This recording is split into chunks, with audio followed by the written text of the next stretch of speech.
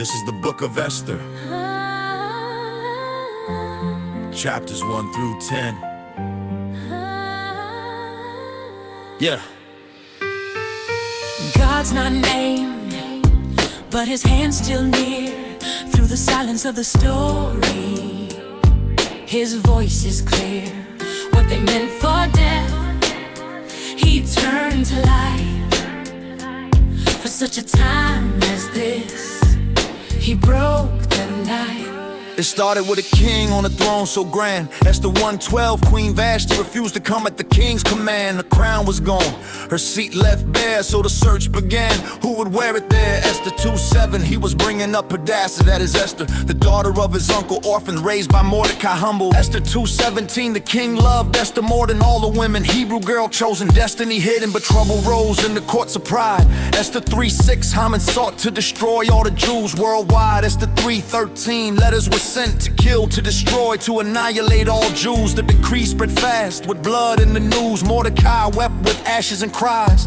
Tore his clothes open under Persian skies. He sent word to Esther, don't look away, this is the moment you can't delay. Esther 4:14, who knows whether you have not come to the kingdom for such a time as this. The verse cut deep, a prophecy's kiss. God's not named, but his hand's still near. Through the silence of the story, his voice is clear. What they meant for death, he turned to life. For such a time as this, he broke the night. Esther answered bold, no room for fear. Esther 4:16, if I perish, I perish. Her vow was clear, 3 nights fasting. The people prayed, then into the throne room her steps were made. Esther 5:2, she won favor in his sight, and he held out the golden scepter.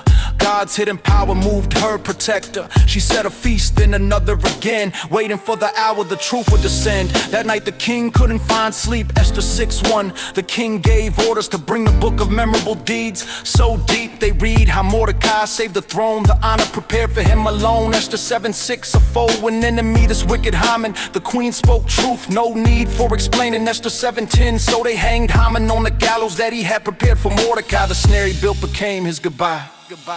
God's not named, but his hand's still near.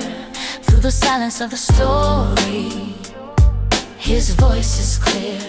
What they meant for death, he turned to life.